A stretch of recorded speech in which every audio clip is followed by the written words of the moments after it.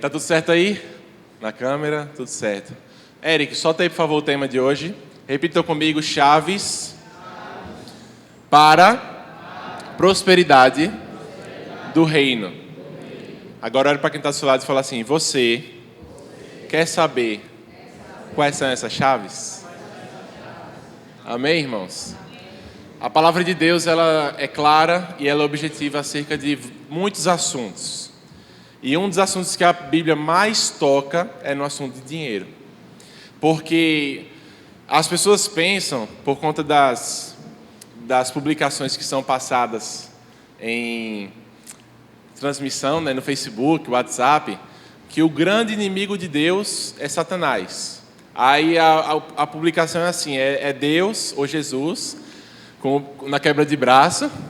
Aí é o diabo do outro lado. Aí fala bem assim: se você crê, digite amém, que Jesus vence essa batalha, né? Se você não compartilhar e não curtir, você não acredita em Jesus, você acredita no diabo. Quantos já viram uma publicação assim, né? A rodo. Porém, o grande inimigo de Deus não é o diabo. A palavra deixa claro que o diabo, ele é o nosso adversário. Porque com Deus, o diabo não tem forças. O diabo não tem forças para bater de frente com Deus. Tanto é que o nome diabo significa advogado de acusação. E ele se levanta para nos acusar. Certo? Porém, a palavra de Deus, ela deixa claro qual é aquele que disputa com Deus um lugar em nosso coração. E a única pessoa, a única coisa que recebe o título de Senhor na Bíblia, a não ser Deus, é o dinheiro. Então a Bíblia coloca que ou a gente serve a Deus ou a gente serve ao dinheiro. Ninguém pode servir a dois senhores. Quantos conhecem esse versículo? Amém. Então, hoje a gente vai conversar sobre dinheiro. Olha para quem está do seu lado e fala bem assim: vamos falar sobre dinheiro. Amém? É um assunto que às vezes é um pouco, né, polêmico. As pessoas parecem que sentem uma carga negativa, né, quando fala de dinheiro. Como se prosperar, enriquecer fosse algo errado. Tem pessoas que cresceram com essa ideia, com essa crença de que prosperar, enriquecer é errado. De que se alguém está enriquecendo, é porque essa pessoa está fazendo alguma coisa errada. Que se a pessoa está ganhando dinheiro, alguma falcatrua está envolvida. Mas não é assim que a palavra de Deus apresenta para nós o assunto do dinheiro. A palavra de Deus apresenta para nós que Deus deseja prosperar o seu povo. Amém? Deus deseja prosperar você. Fala isso para quem está do seu lado: Deus deseja te prosperar. Amém? Mais uma vez: Deus deseja te prosperar. Temos que abraçar, receber essa verdade no nosso coração. Amém? Então vamos para o texto de hoje. Jeremias, capítulo 29, versículo 11. É o versículo favorito da minha mãe. Jeremias 29, 11. Vai abrir aí, Eric? Consegue? Amém. Olha o que fala: porque sou eu que conheço os planos que tenho para vocês, diz o Senhor, planos de fazê-los prosperar e não de causar dano, planos de dar a vocês esperança e um futuro.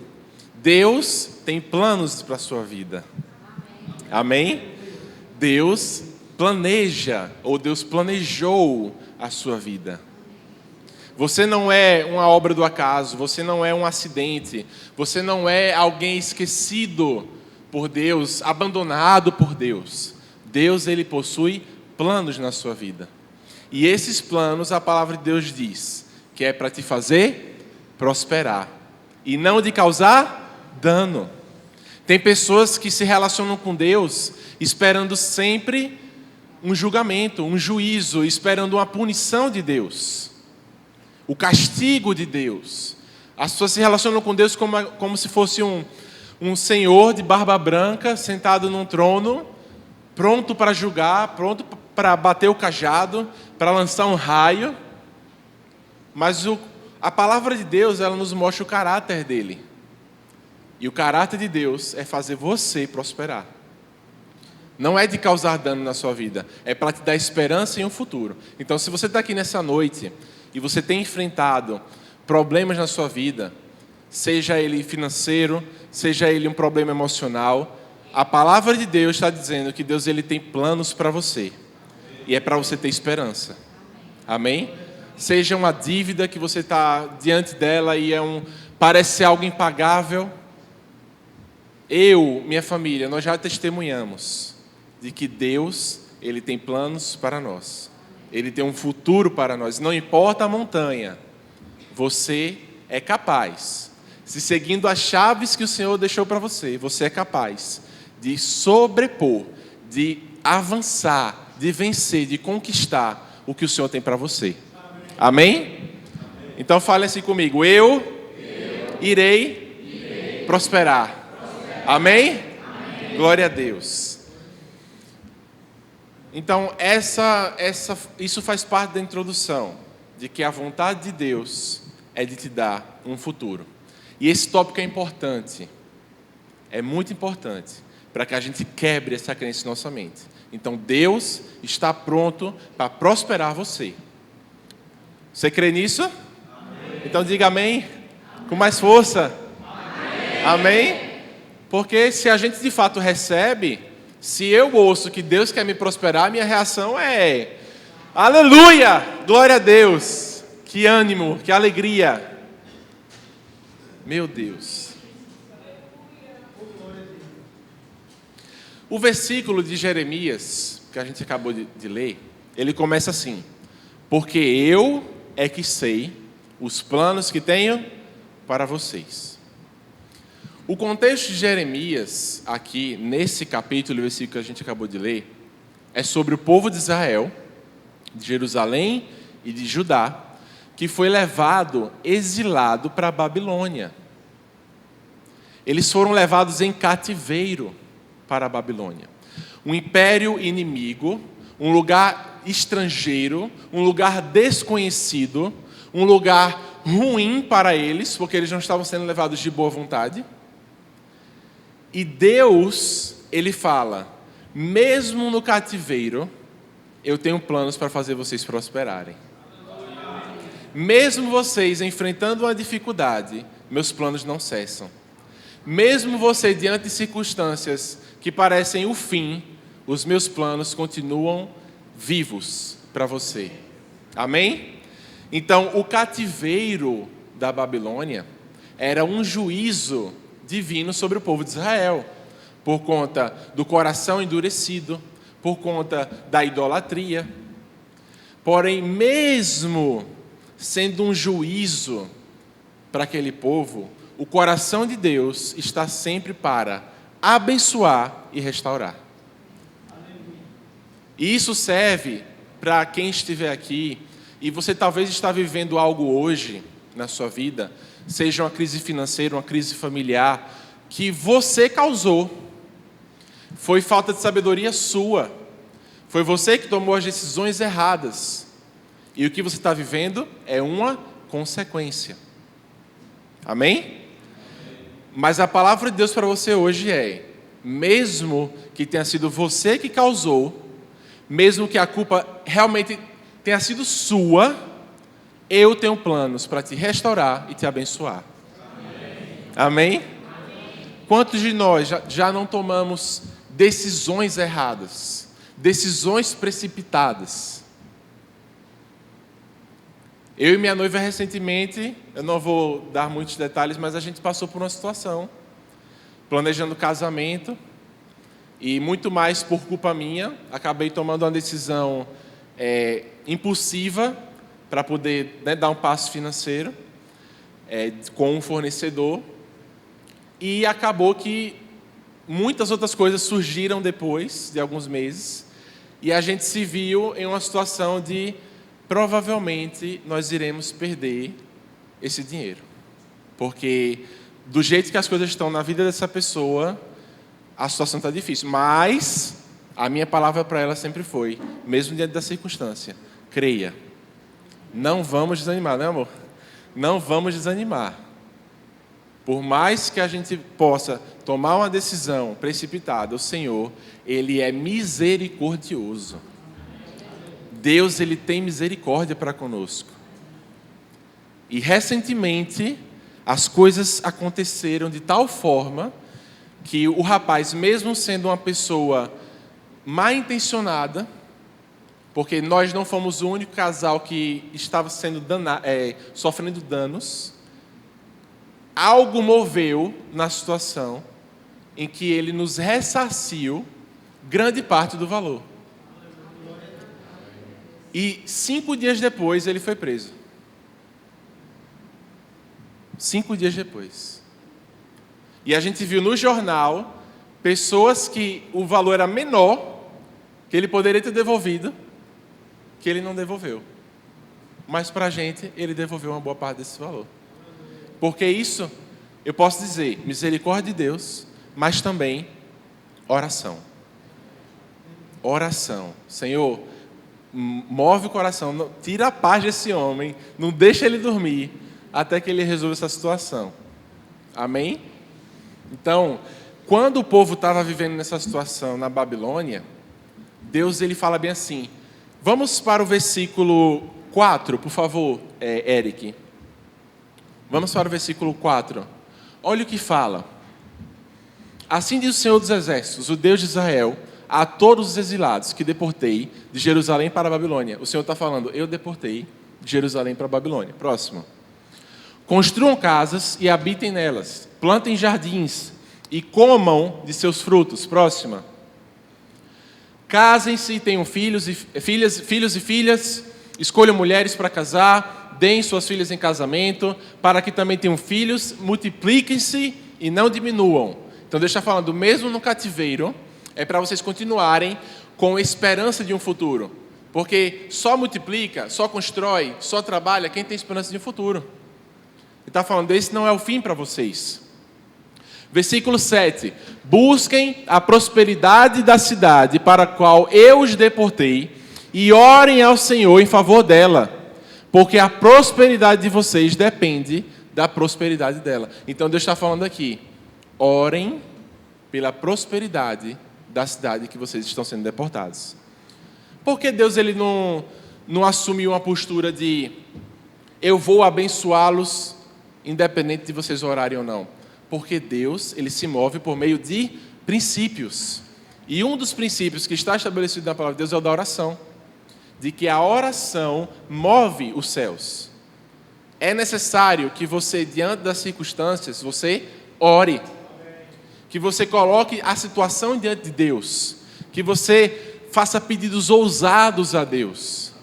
Porque Deus, ele é honrado quando você faz grandes pedidos a Ele. Porque você está mostrando que você confia que Ele é capaz de fazer. Quando você pede pequeno, você não está honrando e glorificando a Deus. Você está assumindo que Deus é um Deus pequeno e Ele não é um Deus pequeno. Então você pode fazer orações grandes, orações ousadas. Para quem tem negócio aqui, Senhor, eu te peço, Pai, multiplica o meu negócio esse ano. Multiplica 10 vezes o meu negócio esse ano. Senhor, que a minha equipe duplique, triplique esse ano. Que o faturamento triplique. Senhor, abre as portas para que eu possa conseguir chegar em um faturamento X. Enfim, nós devemos fazer orações ousadas. Amém? Comece a colocar isso em prática na sua vida e você vai ver o agir de Deus. Comece a pegar o que você estava orando aqui, talvez por uma continha específica, por um valorzinho específico, e você vai começar a escalonar isso. Vai começar a escalonar. Eu posso falar por propriedade própria, isso eu não falo com orgulho nenhum. Mas quando eu noivei com Bruna, em dezembro, eu já estava trabalhando na área que eu trabalho hoje, de produção de vídeo, de conteúdo. E eu falei, Senhor, eu quero chegar num valor X até o final do ano, porque aí, fazendo as contas de aluguel, né, de gás, de alimentação, vai dar para poder viver tranquilo. Eu quero o valor X. Na hora que eu falei isso, o Espírito Santo me incomodou. Sabe, tipo assim, por que você está pedindo tão pouco? Aí eu, Senhor, eu quero 2x. Eu quero chegar em 2x até o final do ano. Eu quero duplicar o que eu estou conseguindo, eu quero triplicar. E eu comecei eu botava assim, não, vai ser até novembro. Aí falei, não, vai ser em julho. Até julho é tanto. A gente está em qual mês? Em junho, né? No mês passado, eu atingi, vamos dizer assim, 4 vezes o valor que eu estava conseguindo em dezembro. Por quê? Porque eu comecei a pedir ousado. Eu comecei a falar, Senhor, toca no coração das pessoas que estão ouvindo falar do meu trabalho, para que elas se interessem. E eu já estive em momentos, irmãos, em que eu gravei com um cliente meu, chegou um outro cara na sala, e o meu cliente começou a falar, rapaz, você tem que gravar com ele, rapaz, contrate ele, rapaz, feche com ele, rapaz, começou a me vender na minha frente, e eu, tipo assim, aquela coisa que você fica um pouco até constrangido, né? Porque a pessoa tá ali falando de você, e aí você fica, né? Vamos ver, vamos conversar. Então, olhe para quem está do seu lado e fala assim, peça ousado. Amém? A Babilônia, que era esse território que o povo estava exilado, é muito citado até os dias de hoje, porque a Babilônia foi considerada e é, por muitos investidores, economistas, como o polo que nasceu, o lugar que nasceu, né, o berço dos princípios dos negócios. Porque a Babilônia foi o grande império, assim, da humanidade, que tomou proporções mundiais e que você tinha pessoas dos mais diversos ramos enriquecendo. Então, muitos princípios foram gerados ali, na Babilônia, sobre fluxo de caixa, orçamento, investimento, sobre preparação financeira, sobre ouro, sobre rendimentos. Muita coisa foi gerada ali na Babilônia. Tem até um livro que se chama O Homem Mais Rico da Babilônia, que não é um livro, vamos dizer assim, cristão, né? Mas é um livro que possui muitos princípios que são até mesmo fundamentados pela palavra de Deus. Porque a palavra de Deus já tem tudo, irmãos, que a gente precisa. Na palavra de Deus já tem tudo que a gente precisa. Então, por exemplo, alguns princípios que surgiram na Babilônia e que até são citados nesse livro, como a questão do orçamento, quitação de dívidas por conta dos juros compostos, que quando você faz dívida a juros muito altos, os juros se tornam seus inimigos, diferentemente de quando você investe, que aqueles juros ele se torna seu aliado, porque ele começa a multiplicar o seu capital. Fala sobre investir onde dá retorno, evitar promessas de ganho rápido e fácil, que muita gente cai ainda em golpes, né? Ganhe 10% ao mês, robô do Pix, robôzinho do Pix, faça 200 e receba 1.000. Aí a pessoa nem procura saber como acontece, qual é o esquema, né? Como é que funciona, a pessoa já vai na ganância, bota o dinheiro e perde. E muitos cristãos estão perdendo dinheiro por causa de ganância. E não estão seguindo os princípios que a palavra de Deus ensina para a gente seguir. Porque se seguisse, não acontecia isso. Então, algumas das chaves que a gente já está vendo, que a primeira foi a oração, mas muitas das chaves que a gente vai ver aqui essa noite, tem a ver com esses princípios da palavra de Deus. Que sendo cristão ou ateu, se a pessoa cumprir, ela vai prosperar. Porque princípio é princípio. Se você planta na terra, não vai nascer? Porque é um princípio. Você colhe aquilo que você planta. Amém? Então, seguindo os princípios, e até mesmo Tiago Brunet, quem aqui conhece Tiago Brunet? Tiago Brunet, que é um pregador, ele é um homem de negócios também. Ele fez uma entrevista com os homens mais ricos do Brasil, bilionários, para poder identificar os princípios que esses homens seguiram da palavra, sem saber que era da palavra. Por exemplo, a mentira. Muitos homens de negócios que nem são cristãos tinham esse valor na sua empresa, de que eles não fazem negócios com gente que mente. Não faz negócio com gente que trai o cônjuge, a esposa, o marido. Mas como assim, se o cara não é nem cristão? Mas ele entendeu que esses valores para o negócio dele vão ser positivos. Amém? Então hoje também é um momento da gente para a gente sair daqui assim com muita fé, muita esperança, gás para trabalhar, amém? Crendo de que as coisas irão melhorar. Amém. Então, o povo de Deus, ele precisa aprender sobre dinheiro.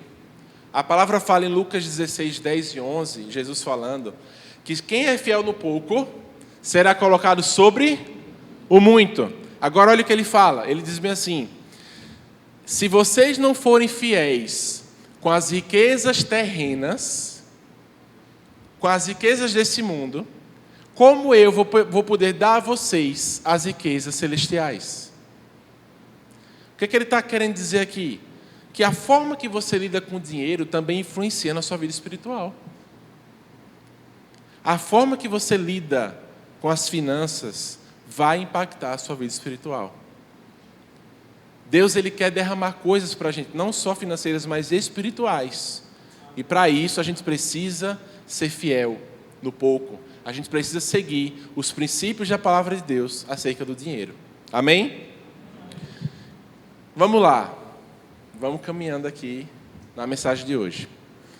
A primeira chave, a segunda, no caso, que eu já falei de oração. A segunda chave que eu quero compartilhar com vocês nessa noite, olha para quem está do seu lado e fala bem assim, contentamento. Contentamento. Essa é uma palavra interessante, porque muitos de nós, por conta de como a cobiça dos nossos olhos, ela mexe com a gente, né? Quando a gente vê, principalmente se você segue alguma pessoa na internet, sabe, um blogueiro, uma coisa assim, uma blogueira, que mostra muito a vida, assim, carros, casa, viagens. E se você começa a se expor demais a isso, o seu coração, ele começa a desejar.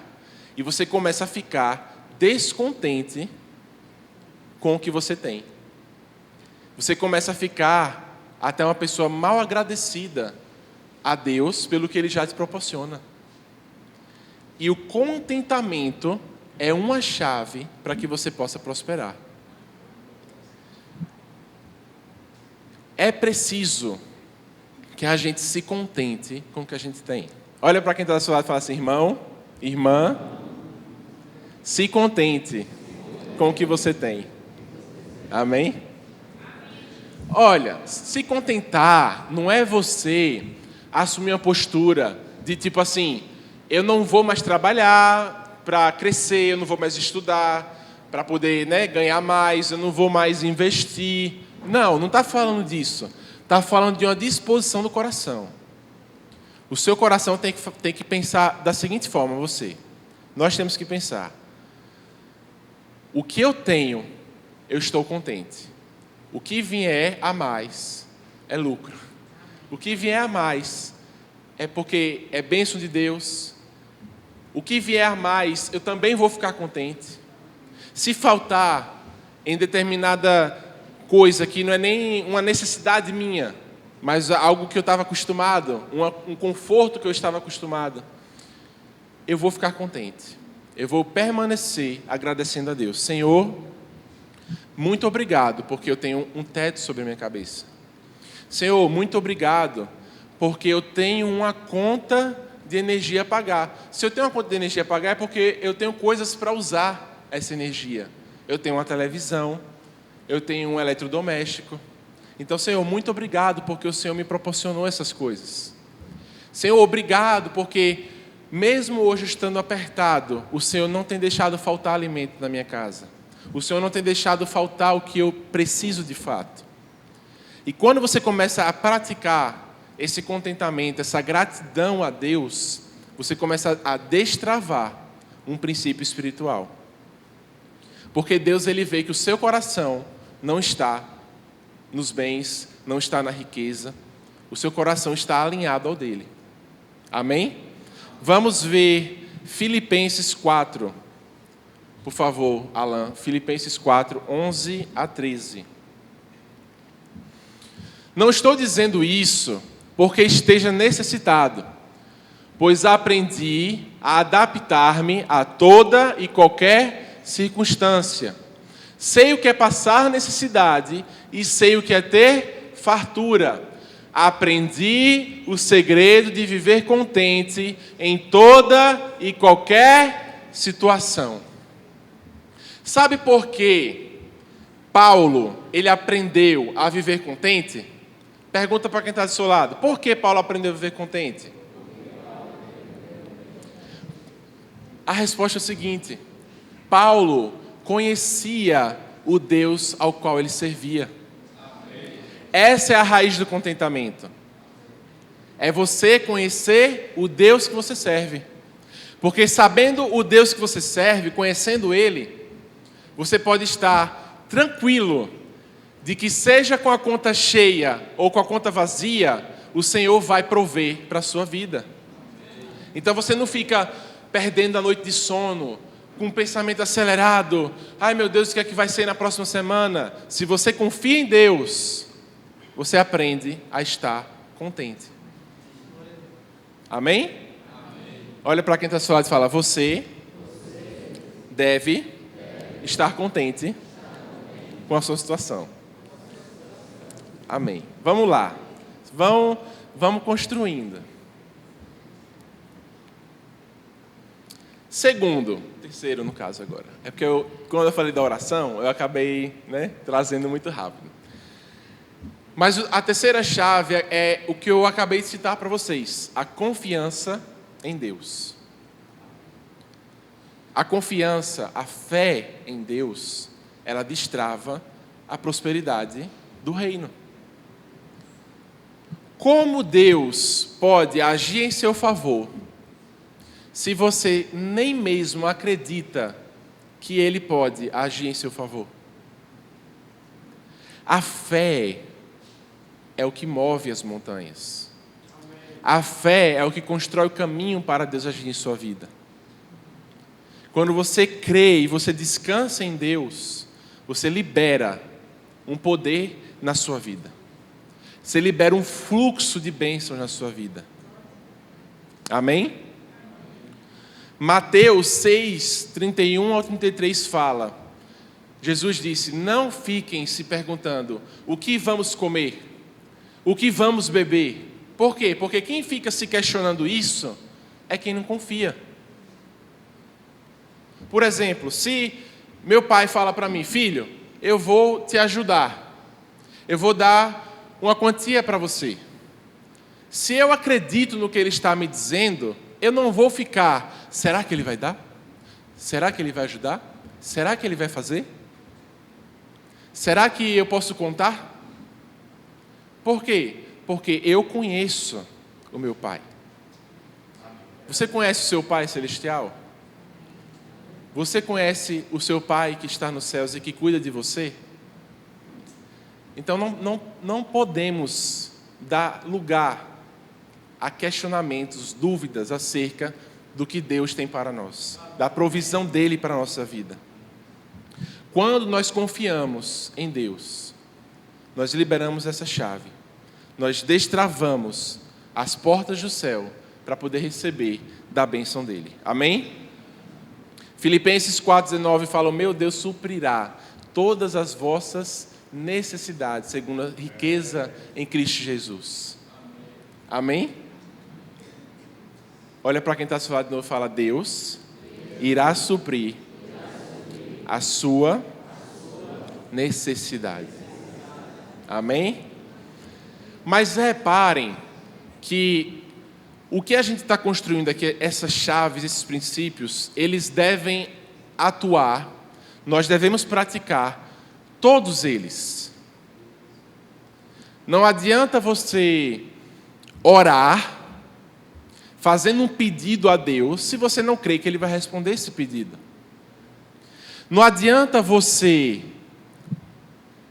estar contente com a sua situação, mas você não confia em Deus. Os princípios, eles devem atuar de forma conjunta. Então, se você puder, vai anotando aí, vai gravando cada uma dessas chaves, amém? Olha para que está ao seu lado e fala assim, vamos para a próxima. Então, qual foi a primeira que eu falei? Oração. Qual foi a segunda? Contentamento. Qual foi a terceira? Confiança ou fé em Deus. Amém? Vamos para a quarta chave, que é o que muitas pessoas acabam deslizando. Olha para quem está do seu lado e fala assim, irmão, você precisa trabalhar. Amém? A quarta chave é o trabalho. A palavra de Deus, ela nunca fala contra o trabalho. Quando a palavra diz confie em Deus, não se preocupe, ela não está dizendo deite no sofá, com as pernas para cima e espere chegar na sua porta tudo o que você precisa. Não é isso que está dizendo. Lembra daquele versículo que fala: se Deus não guardar uma cidade, em vão vigiam sentinelas? Deus, Ele vai fazer a parte dele, mas a gente tem que fazer a nossa. Amém? Porque Deus é quem nos dá o ar que respiramos, a força que nós temos, a energia que nós temos, tudo vem dele. Então, a força que você tem, a energia que você tem, trabalhe. Trabalhe. Olha para quem da sala e fala assim, trabalhe.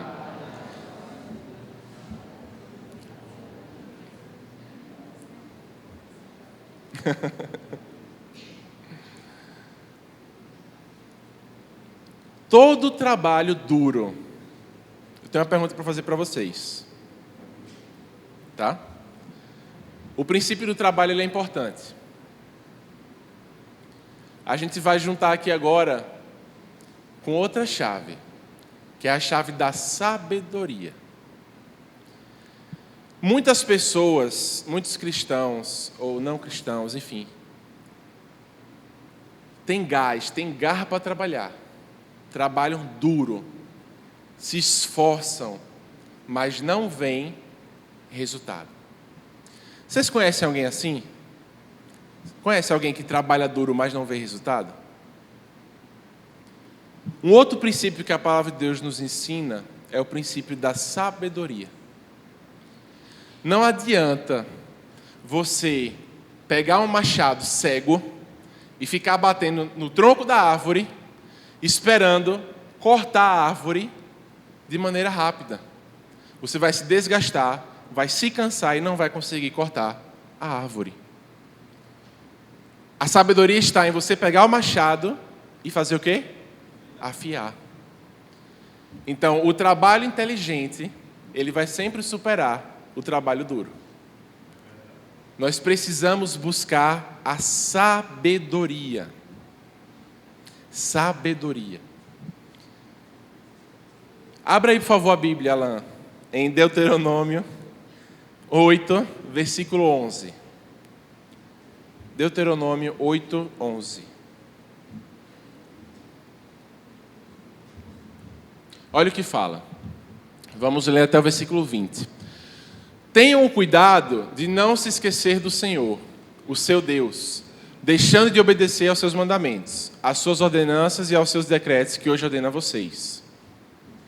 Não aconteça que depois de terem comido até ficarem satisfeitos, de terem construído boas casas e nelas morado, de aumentarem os seus rebanhos, a sua prata e o seu ouro e todos os seus bens, o seu coração fique orgulhoso e vocês se esqueçam do Senhor, o seu Deus, que os tirou do Egito, da terra da escravidão.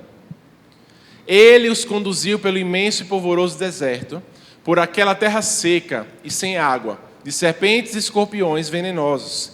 Ele tirou a água da rocha para vocês e os sustentou no deserto com maná, que os seus antepassados não conheciam, para humilhá-los e prová-los, a fim de que tudo fosse bem com vocês. O desejo de Deus é que tudo vá bem conosco.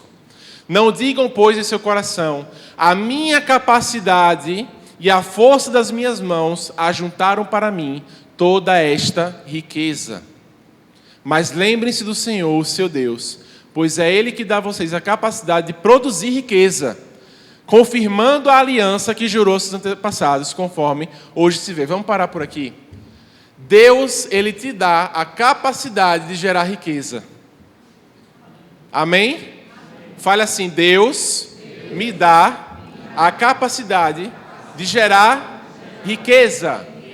Gerar riqueza é diferente de trabalhar duro. Gerar riqueza exige trabalho?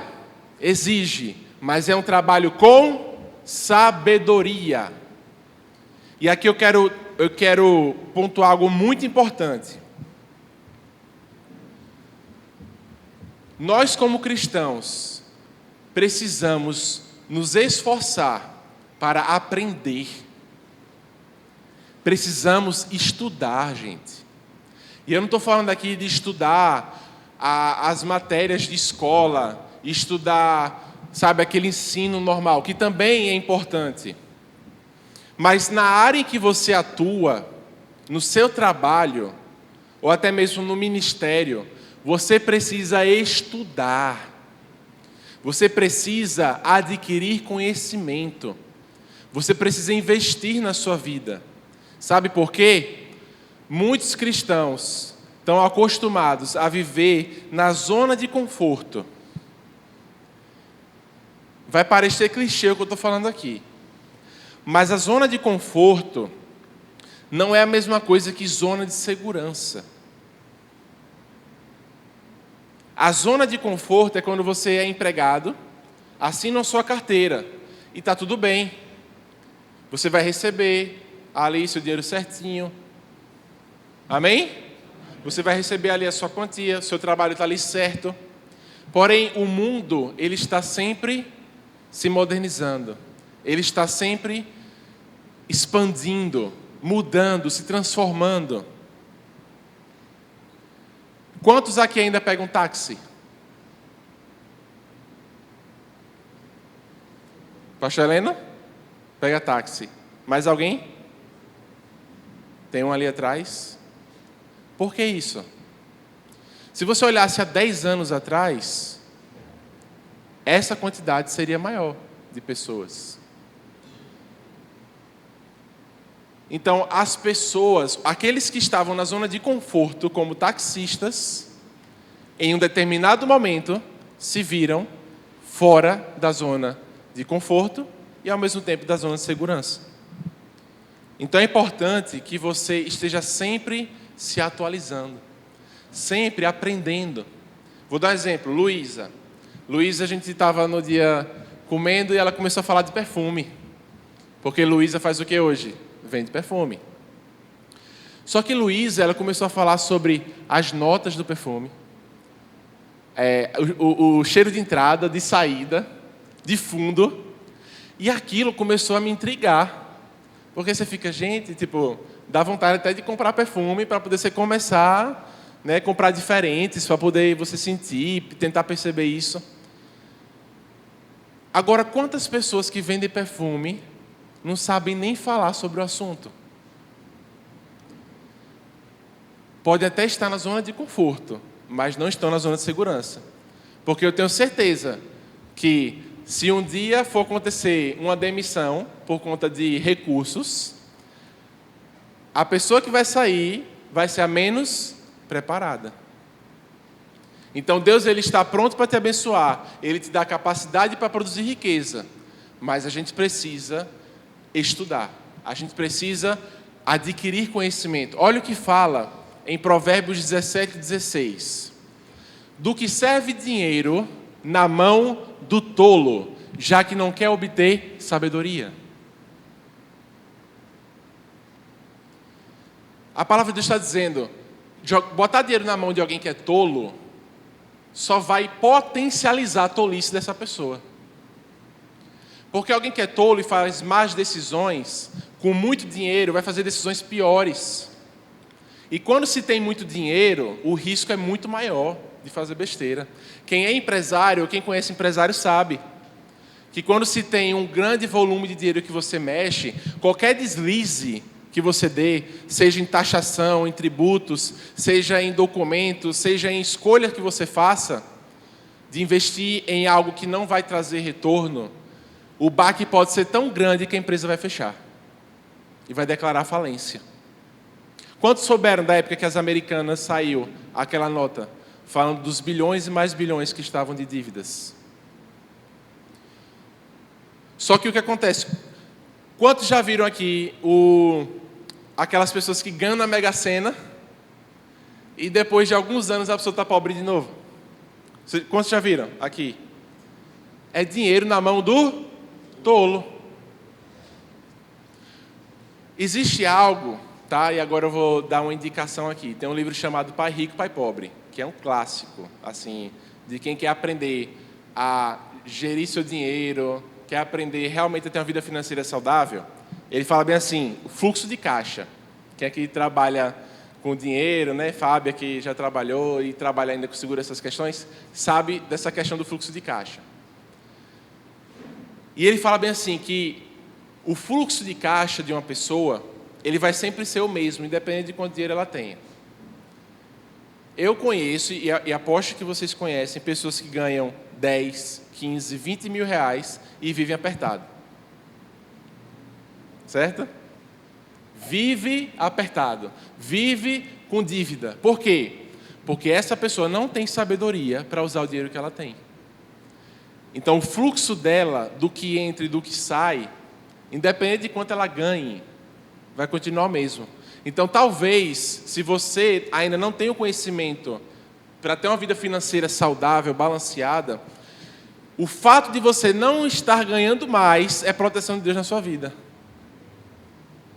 Porque se você estivesse ganhando mais, o buraco ia ser muito mais fundo. Ia ser muito mais problema para você.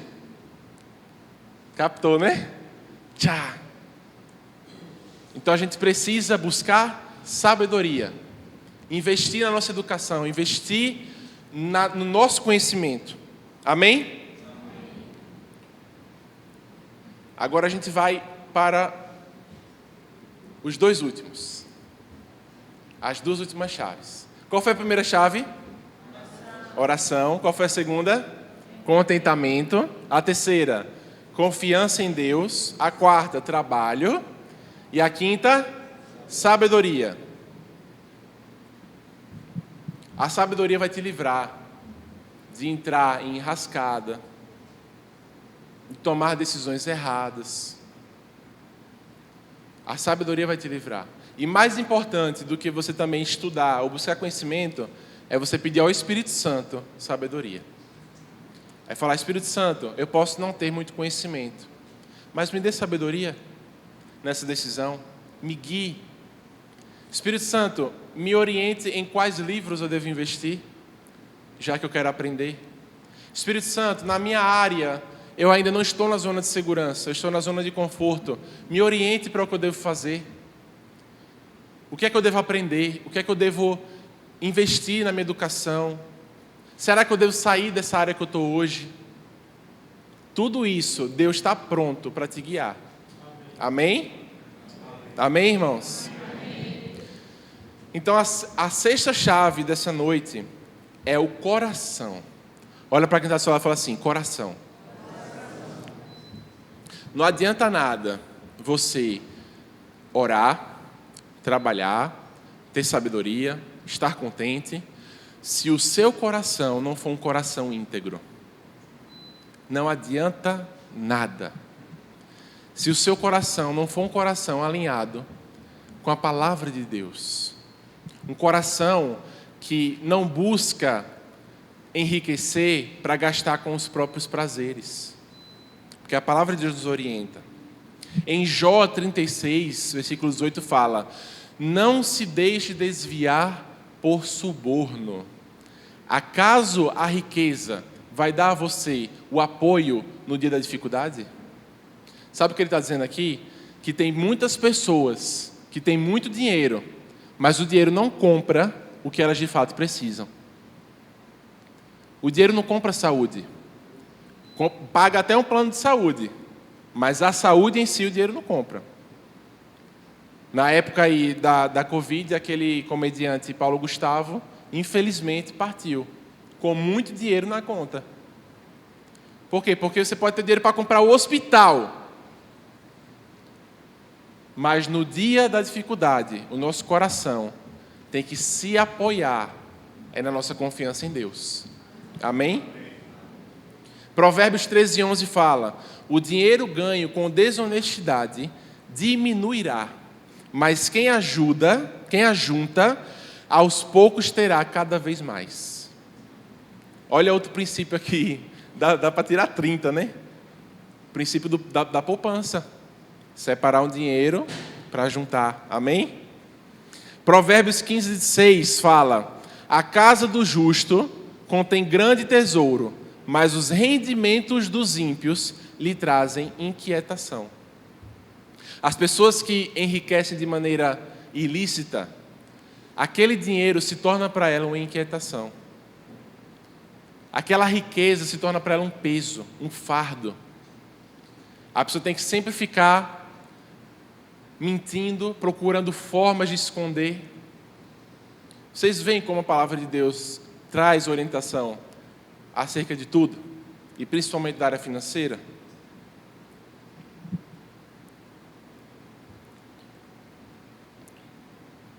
O nosso coração não deve também amar o dinheiro.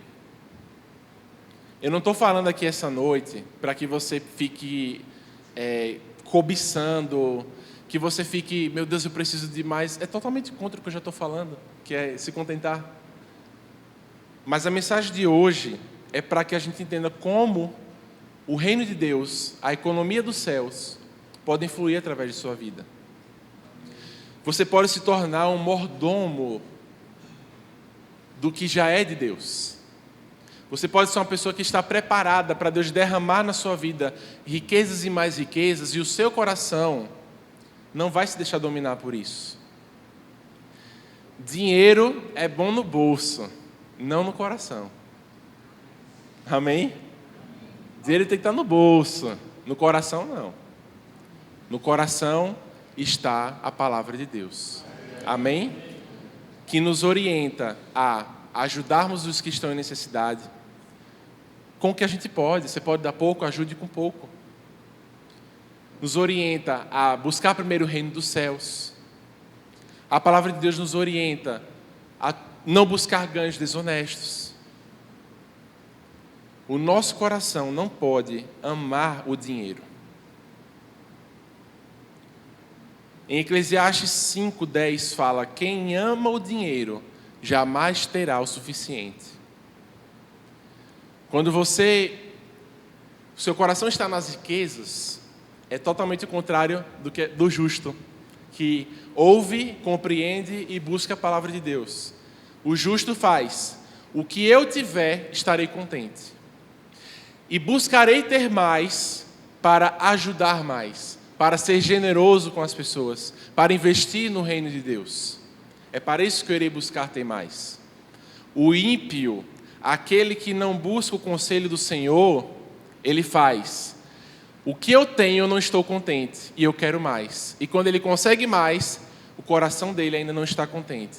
Então parece que a pessoa está a todo tempo buscando mais, buscando mais, buscando mais. Aquela inquietação, aquela ambição desenfreada. E Deus não tem isso para nós. Amém? Vamos abrir 1 Timóteo, capítulo 6. Estamos já encerrando, tá, irmãos? 1 Timóteo 6, versículo 9. Coloca aí, Alan, por favor. Essa aqui é uma mensagem poderosa para essa noite. Os que querem ficar ricos caem em tentação, em armadilhas e em muitos desejos descontrolados e nocivos. Sabe o que é que ele está falando aqui? Ele está falando, por exemplo, da Blaze.com, o foguetinho, que muita gente já perdeu, foi muito dinheiro. Ou então jogo do bicho, aposta. Ou então pirâmide, né? Que a pessoa chega, oferece, você vai ganhar tanto, você tem que conseguir mais 10 pessoas, porque senão você não ganha. Aí aquelas 10 tem que conseguir mais 10, e uma hora o que está lá em cima pega o dinheiro todo e vai embora, e não paga ninguém. A palavra de Deus está dizendo aí, quem quer ficar rico, cai em tentação, em armadilha, e em muitos desejos descontrolados e nocivos, que levam os homens a mergulharem na ruína e na destruição. Aqui essa palavra para riqueza é a riqueza desenfreada. É a pessoa que não está contente com o que tem. Não está falando que você não deve buscar melhorar a sua situação. Amém? Vamos ficar de pé? Eu vou só falar agora a última chave de todas. Que, inclusive, já foi mencionada antes da ministração. Que é a fidelidade nos dízimos e nas ofertas. A fidelidade nos dízimos e nas ofertas fala muito sobre o nosso coração. Um lugar de confiança em Deus, de que Ele vai prover a semente que a gente precisa. E para encerrar, eu gostaria, pode começar, viu, Guilherme, se quiser. Está procurando a música, né? E para começar, para concluir essa mensagem de hoje, eu quero contar para vocês um testemunho meu.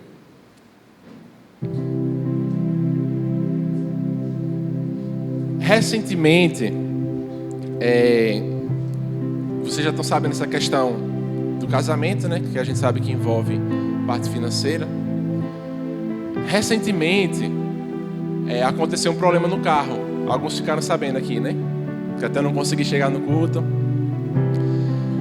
E quando a gente foi fazer o orçamento para poder ver, eu não sabia que carro tinha tanta coisa envolvida. O cara passou para mim uma lista de mais de 20 peças para comprar. Bujão do cárter, mangueira de retorno, tem um monte de nome lá, retentor de válvula, um monte de coisa. Aí era 150 aqui, 300 lá, 1000 aqui, 800 ali. E diante da...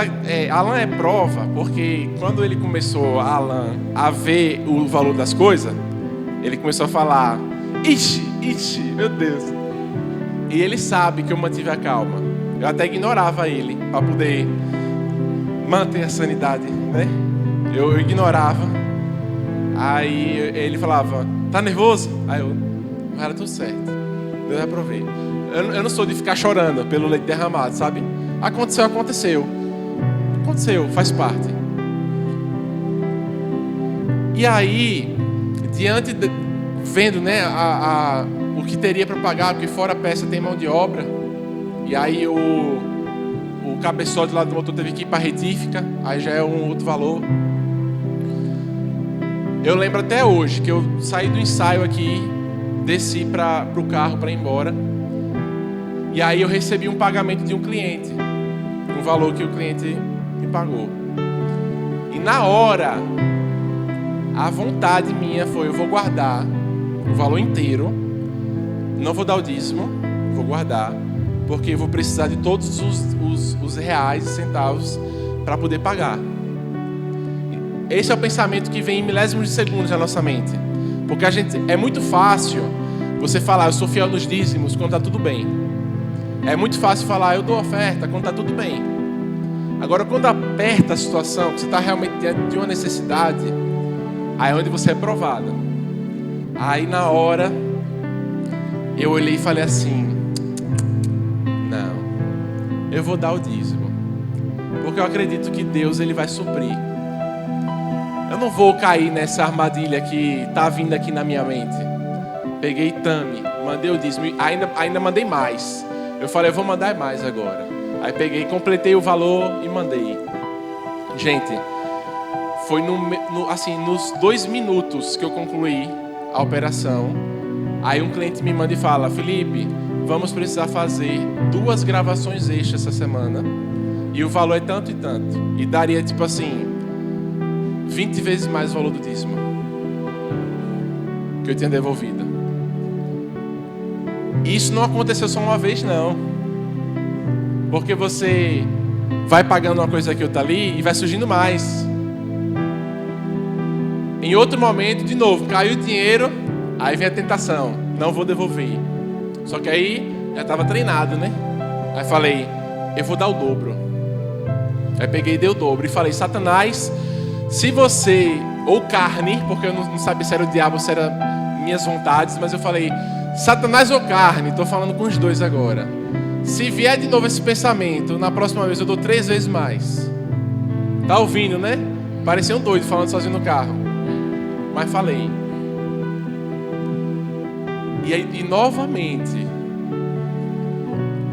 E graças a Deus por esse cliente, que é abençoado. Novamente ele falou, ei, surgiu coisa nova, vamos fazer reunião. Quando eu fiz a reunião, pá. Acréscimo.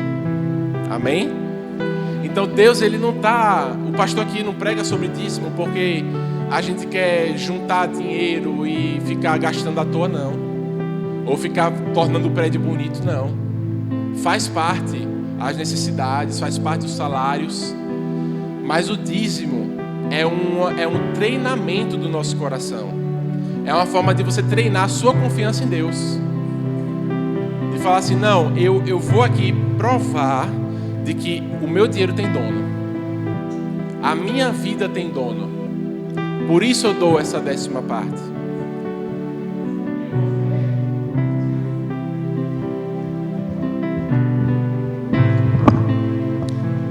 E eu oferto ou dou esmola, né, ajuda as pessoas necessitadas, porque eu entendo os princípios da palavra de Deus. E vou dizer uma coisa, tá? Vou dizer uma coisa sendo bem honesto. Eu acredito que essas coisas que aconteceram não foram necessariamente por conta do que eu estava fazendo ali pontualmente, sabe? Porque às vezes a gente pensa que o dízimo ou a oferta é barganha com Deus. Eu dou e aí eu fico esperando. Essa semana vai entrar alguma coisa. Não estou falando que a gente não deve ter essa expectativa em Deus. A gente pode ter essa expectativa. Mas é muito melhor você fazer o que a palavra diz. Eu não lembro o versículo agora, mas fala bem assim, que no dia do plantio é melhor que você vá plantando, volte plantando.